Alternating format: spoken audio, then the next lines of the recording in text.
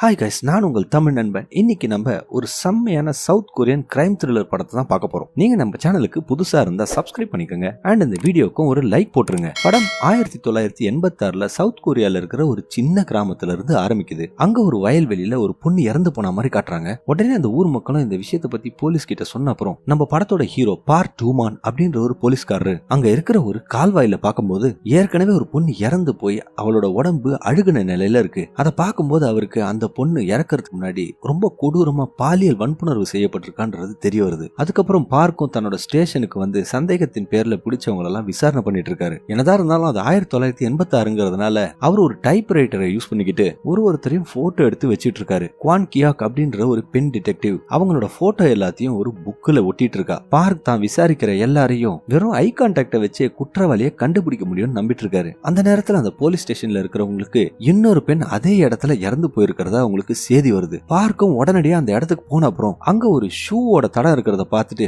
இதை வச்சு குற்றவாளியை கண்டுபிடிக்கலாம்னு நினைச்சு அதை நல்லா மார்க் பண்ணி வச்சிடுறாரு. ஆனா எதிர்பாராத விதமா ஒரு டிராக்டர் அந்த ஃபுட் பிரிண்ட்ல போன உடனே அதுவும் அழிஞ்சு போயிடுது. இது காரணமா பார்க்குக்கு எந்த எவிடன்ஸும் கிடைக்காதனால அவர் மறுபடியும் ஸ்டேஷனுக்கே போறாரு. சில மாதங்களும் கடந்து போகுது. அந்த கேஸ்ல குற்றவாளி யாருங்கிற ஒரு குழு கூட அவங்களுக்கு கிடைக்கல. ஒரு நாள் பார்க்கோட கேர்ள் ஃபிரெண்ட் அவர்கிட்ட பயாக் அப்படிங்கிற ஒரு மனநிலை சரியில்லாதவன் ஒருத்தன் இருக்கிறதாகவும் அவன் இறந்து போன அந்த 2வது பொண்ணோட சடலத்தையே பார்த்துட்டு இருந்ததா சொல்றான். ஒரு வழியா ஒரு க்ளூ கிடைச்சதா பார்க் நம்பி அந்த பயாக் அப்படிங்கிறவனை ஸ்டேஷனுக்கு கூட்டு வந்து விசாரிக்க ஆரம்பிக்கிறாரு. அவர் விசாரணை பண்ணிட்டு இருக்கும் போதே அவர் நண்பர் ஒருத்தர் அந்த பயாக்க போட்டு பயங்கரமா அடிக்க ஆரம்பிக்கிறாரு. எப்படியாவது அவனை குற்றத்தை ஒத்துக்க வைக்கிறதுக்காக அவங்க ட்ரை பண்ணும்போது அவன் அந்த பாடியை வெறும் பார்த்ததா மட்டும் தான் சொல்றான். அடுத்த சீன்ல அந்த கிராமத்துல ஒரு ஆளு தனியா நடந்து போற ஒரு பொண்ணை ஃபாலோ பண்ணிக்கிட்டே அவகிட்ட ஏதோ ஒரு இடத்தோட அட்ரஸ் கேட்டுட்டு இருக்கான். அந்த பொண்ணு அவனுக்கு பதிலே சொல்ல மாட்டா. ஏன்னா இப்பதான் அவங்க கிராமத்துல சில கொலைகள் நடந்திருக்கு.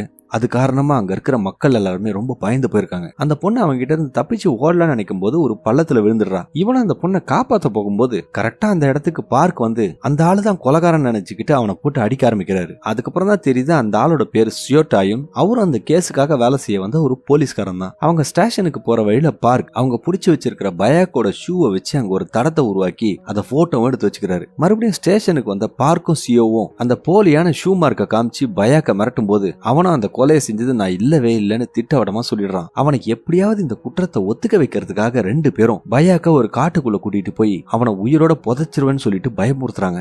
அதுல பயந்து போன பயாக்கும் அன்னைக்கு என்ன நடந்ததுன்னு சொல்ல ஆரம்பிக்கிறான். அந்த கொலைகாரன் அந்த பொண்ணை அவளோட உள்ளாடியை வச்சு அவளை கழுத்து நெரிச்சு கொண்டதாகும். ஆனா அவனோட முகம் எனக்கு சரியா தெரியலன்னு அவன் சொல்றான். அந்த 2 போலீஸ்காரங்களும் ஷாக் ஆயிடுறாங்க. ஏன்னா அந்த காலகட்டங்கள்ல கொரியால இந்த மாதிரி கொடூரமான கொலைகள்லாம் நடந்ததே கிடையாது. அதுக்கப்புறம் அங்க என்ன நடந்ததுன்னு அவங்க பயாக் கிட்ட கேட்கும்போது எனக்கு எதுவும் தெரியாதுன்னு பயாக் சொல்றான். இதுல கடுப்பான அந்த 2 போலீஸ்காரங்களும் அவனை போட்டு பயங்கரமா அடிக்க ஆரம்பிக்கிறாங்க. அடுத்த நாள் அந்த 2 போலீஸ்காரங்களும் பயாக்க குற்றவாளின்னு அறிவிச்சு அந்த கொலை நடந்த இடத்துக்கு கூட்டிட்டு போய் அடையாளம் காட்ட சொல்லி ஃபோர்ஸ் பண்ணிட்டு இருக்காங்க. அப்போதான் டாயூன் ஒரு முக்கியமான விஷயத்த நோட் பண்ணிருக்காரு. அவரு பயாக்கோட கையில நிறைய தழும்புகள் இருக்கிறத பார்த்துட்டு அவனால அவனோட விரலை சரியாவே செயல்படுத்த முடியல. அப்புறம் எப்படி அவன் அந்த பொண்ணுங்களை கழுத்தை நெரிச்சு கொண்டு இருக்க முடியும் அப்படின்னு சொல்லிட்டு இருக்காரு. இதை கேட்ட அந்த ஊர் மக்கள் எல்லாரும் அப்பாவி பயாக்க அநியாயமா பழி போட்டு எப்படி அந்த கொலையில சம்மந்தப்படுத்த பாக்குறாங்கன்னு சொல்லிட்டு அந்த போலீஸ்காரங்களை போட்டு அடிக்க ஆரம்பிக்கிறாங்க. வேற வழி இல்லாம அந்த போலீஸ்காரங்களும் பயாக்க கூட்டிட்டு அங்க இருந்து கிளம்பிடுறாங்க. மறுபடியும் அந்த போலீஸ் ஸ்டேஷனை காட்டும் போது அந்த கேஸை ஹேண்டில் பண்றதுக்கு ஷிங் டாங் அப்படின்ற இன்னொரு போலீஸ்காரர் வராரு.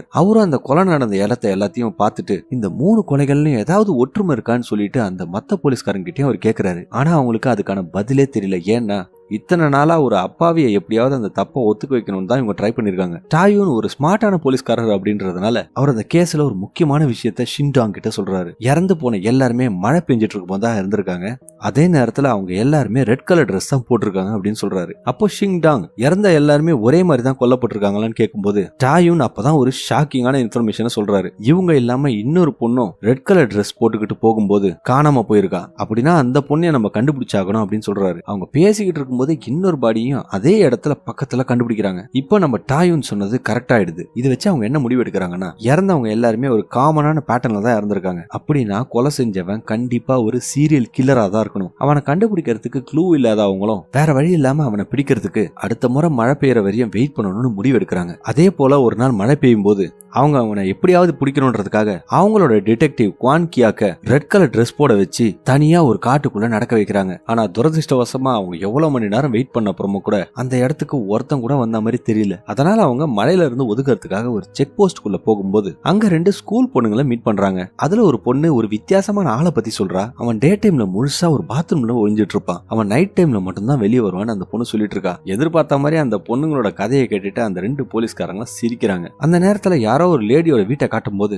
அந்த லேடிக்கு ஒருத்தன் கால் பண்ணி மீட் பண்ணணும்னு சொல்றான். அவங்களும் ஒரு ரெட் கலர் ஜாக்கெட்டை போட்டுக்கிட்டு போகும்போது அந்த கொலைகாரனை பத்தி ஞாபகம் வந்த உடனே ட்ரெஸ்ஸை மாத்திக்கிட்டு போறாங்க. அவங்க அந்த இருட்டுல தைரியத்துக்காக ஏதோ ஒரு பாட்டை வாயில முணுமுணுத்துக்கிட்டே போயிட்டு இருக்கும்போது யாரா அவங்களோட பாட்டுக்கு கூடவே விசில் அடிக்கிற மாதிரி அவங்களுக்கு கேக்குது. அவங்களும் பயந்து போய் அக்கம் பக்கத்துல யாராவது இருக்காங்களான்னு டார்ச் லைட் வச்சு பார்த்துட்டு இருக்கும்போது அந்த இடத்துல யாரும் இருக்கிற மாதிரி தெரியல. பயந்து போனவங்க யாராவது உதவி கூப்பிடலாம்னு நினைக்கும் போது திடீர்னு ஒரு ஆள் அந்த வயல்ல இருந்து அந்த லேடி மேல பாயறான். அடுத்த நாள் போலீஸ்காரங்களும் அந்த லேடியோட பாடியை கண்டுபிடிக்கிறாங்க. மத்த கொலை செய்யப்பட்டவங்கள போலவே இந்த லேடியையும் அவங்களோட உள்ளாடைய வச்சு அவன் கொன்னு இருக்கான். அதுக்கப்புறம் அந்த போலீஸ் ஸ்டேஷன்ல அந்த லேடி டிடெக்டிவ் ஏதோ ஒரு முக்கியமான விஷயம் சொல்றதுக்காக எல்லாரையும் கூப்பிடுறாங்க. என்னதான் அந்த முக்கியமான விஷயம் பார்க்கும்போது இந்த கொலைகள்லாம் நடந்த அந்த கரெக்டான நேரத்துல ரேடியோல ஒரு குறிப்பிட்ட பாடல் தான் ஓடி இருக்குன்னு சொல்லி ஷிங்டாங் கிட்ட அவங்க கொடுக்கறாங்க. கொயாக் மேலும் என்ன சொல்றாங்கன்னா யாரோ ஒருத்தன் தான் அந்த ரேடியோக்கு போன் பண்ணி கரெக்டா அந்த மழை பெய்ய நேரத்துல அந்த பாட்டை கேட்டிருக்கான். அது எதர்ச்சியா அந்த கொலை செய்யப்பட்ட நாளோட மேட்ச் ஆகுதுன்னு சொல்றாங்க. இதை கேட்ட நம்ம பார்க்கும் சிரிச்சு தள்ளுறாரு. என்னமா நீ டிசைனா கதை விட்டுட்டு இருக்கேன்னு அவர் சொல்லிட்டு இருக்கும்போது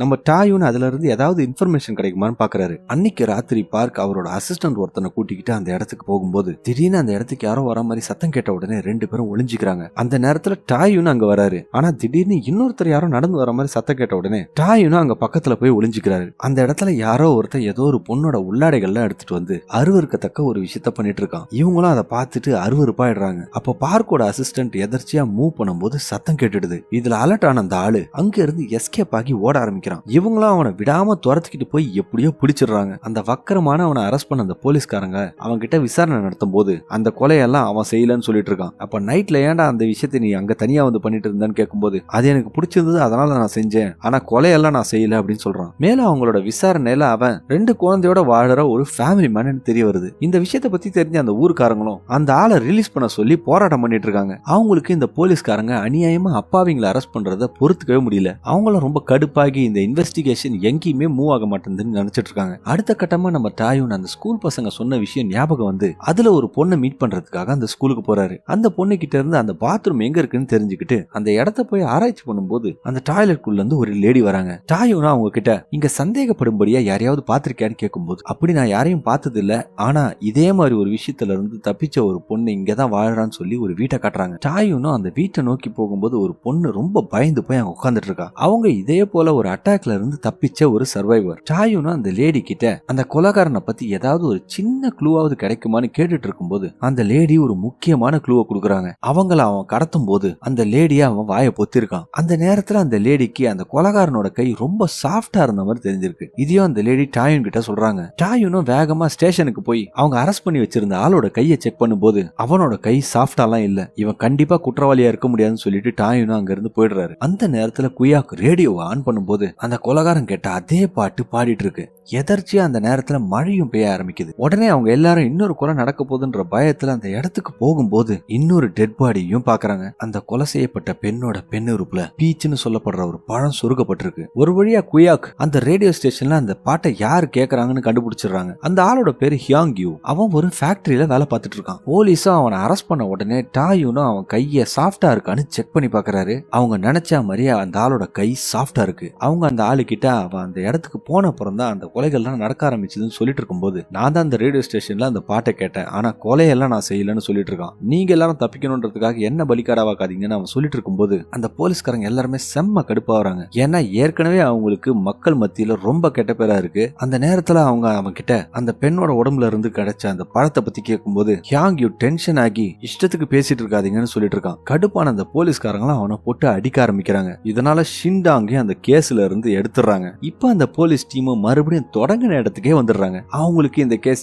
எங்கேயுமே நகர்ற மாதிரியே தெரியல. அவங்களும் அந்த கேஸ்ல கிடைச்ச பழைய குழுவெல்லாம் நோண்டி பார்த்துட்டு இருக்கும்போது அந்த பைத்தியக்காரன் பயா கொடுத்த வாக்குமூலத்தை கேட்டுட்டு இருக்கும்போது அவன் அந்த கொலைய பக்கத்துல இருந்து பார்த்ததா சொன்னதா உங்களுக்கு ஞாபகம் வருது. உடனே அவங்களும் அந்த பயாக்கோட ஃபேமிலி ரெஸ்டாரண்ட்டுக்கு போகும்போது யாரோ ஒருத்தன் போதையில அங்க இருந்த டிவியை உடைச்சிடுறான். அவன் போதை தலைக்கேறி அங்க இருந்த கதவெல்லாம் உடைச்சிட்டு இருக்கும்போது பயாக்கு அந்த ஆளை ஒரு கட்டை எடுத்து அடிச்சிடறான். அதுல இருந்த ஒரு துருப்புடு சாணி அந்த ஆளோட கால்ல குத்திடவே ரத்தத்தை பார்த்த பயாக் பயந்து போய் அந்த இடத்த விட்டு தெரிச்சு ஓடிடுறான். இந்த 2 பேரும் பயாக்க ஃபாலோ பண்ணிக்கிட்டே ஓடுறாங்க. அவங்களும் பயாக் கிட்ட அந்த கொலைகாரனை பத்தி ஏதாவது இன்ஃபர்மேஷன் கிடைக்குமான்னு சொல்லி கெஞ்சி கேட்டுட்டு இருக்கும்போது ஒரு வழியா பயாக்கும் உண்மையை சொல்ல ஆரம்பிக்கிறான். அவன் அந்த கொலைகாரனோட முகத்தை பார்த்திருக்கான். ஒரு தடவை இல்ல 3 தடவை பார்த்திருக்கான். அவங்களும் இந்த கேஸை எப்படியோ நம்ம சால்வ் பண்ணிட்டோம்னு நினைச்சுக்கிட்டு அவங்க பிடிச்சி வச்சிருக்க ஹியாங்கியோட போட்டோவை காமிச்சு இவன் தானே நீ பார்த்த கொலைகாரன் அப்படின்னு கேட்கும்போது அவன் அந்த போட்டோவை பார்த்து கன்ஃபியூஸ் ஆகி வளர ஆரம்பிச்சிடறான். திடீர்னு அந்த இடத்துக்கு வந்த அந்த கிராம மக்கள் இந்த போலீஸ்காரங்களை விரட்ட ஆரம்பிக்கிறாங்க. அங்க நடந்த சலசலப்புல பயந்து போன பயாக் அங்கேயும் இங்கேயும் ஓடிட்டு இருக்கும்போது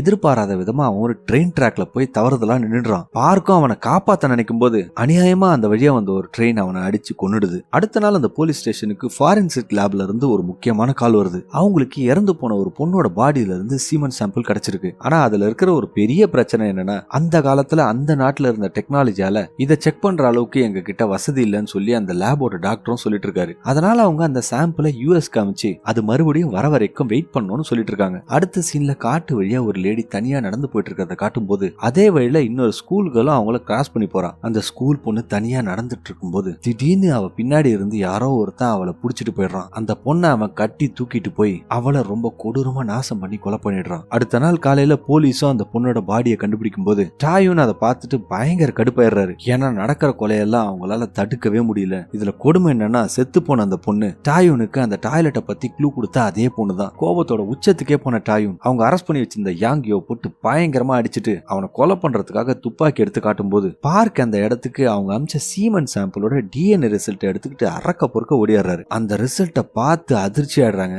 ஏன்னா இவங்க புடிச்சு வச்சிருந்த ஹியாங்கியூ குற்றவாளி இல்ல. இத்தோட அவங்க மறுபடியும் ஆரம்பிச்ச இடத்துக்கே போற மாதிரி ஆயிடுது. கிடைச்ச ஒரு க்ளூ வச்சும் இவங்களால எதையுமே கண்டுபிடிக்க முடியல. அதுக்கப்புறம் என்ன ஆச்சுன்னா சில நாட்கள் கழிச்சு அந்த கேஸையும் க்ளோஸ் பண்ணிடுறாங்க. படம் அதுக்கப்புறம் 2003ஆம் ஆண்டுக்கு ஸ்கிப் ஆகிற மாதிரி காட்டுறாங்க. பார்க் தன்னோட குடும்பத்தோட பிரேக்ஃபாஸ்ட் சாப்பிட்டுட்டு இருக்க மாதிரி காட்டுறாங்க. பார்க் தன்னோட போலீஸ் வேலையில இருந்து ரிட்டையர் ஆகி ஒரு சக்சஸ்ஃபுல் பிசினஸ் மேனா ஆயிடுறாரு. ஒரு நாள் அவரு அந்த கொலைகள்லாம் நடந்த இடத்துக்கு மறுபடியும் போறாரு. அவர் முதல் டெட் பாடியை கண்டுபிடிச்ச கால்வாயை பார்த்துட்டு இருக்கும்போது சடனா அங்க ஒரு பொண்ணு வந்து பார்க் கிட்ட இந்த கால்வாயை இன்னொருத்தரும் பார்த்துட்டு இருந்தாருன்னு சொல்றா. இதை கேட்டு ஷாக்கான பார்க் அந்த கொலைகாரன் இன்னும் சுத்திக்கிட்டு தான் இருக்கான்னு முடிவு பண்றாரு. இந்த படம் ஒரு உண்மையான கதையை வச்சுதான் எடுத்திருக்காங்க. சவுத் கொரியாவோட முதல் சீரியல் கில்லர் தான் இந்த படத்துல காட்டியிருக்காங்க. மொத்தமா அவன் உண்மையிலேயே 15 பெண்கள் கொண்டு இருக்கான். அந்த கேஸ போலீஸால 30 வருஷமா சால்வ் பண்ண முடியல. ஒரு வழியா 2020ஆம் ஆண்டு அட்வான்ஸ் டெக்னாலஜி எல்லாம் வச்சு அந்த உண்மையான கொலைகாரனை கண்டுபிடிக்கிறாங்க. அவனோட பேரு லீ சுன்ஜாய். அவனுக்கு இப்போ லைஃப் சென்டென்ஸ் கிடைச்சு ஜெயில இருக்கான். சோகம் என்னன்னா அவனை முன்னாடியே பிடிச்சிருந்தா இந்த படத்துக்கு ஒரு நல்ல முடிவு கிடைச்சிருக்கு. இதே போல சூப்பரான படங்கள்லாம் பார்க்கணும்னா என் சேனலுக்கு சப்ஸ்கிரைப் பண்ணுங்க. மறக்காம இந்த வீடியோக்கு ஒரு லைக் போட்டுட்டு இதை உங்க ஃப்ரெண்ட்ஸ் அண்ட் ஃபேமிலி கூட ஷேர் பண்ணுங்க. மீண்டும் இன்னொரு சூப்பரான படத்தோட உங்களை கூடிய விரைவில் சந்திக்கிறேன். அதுவரை உங்களிடமிருந்து விடைபெறுவது உங்களுடைய தமிழ் நண்பன். நன்றி, வணக்கம்.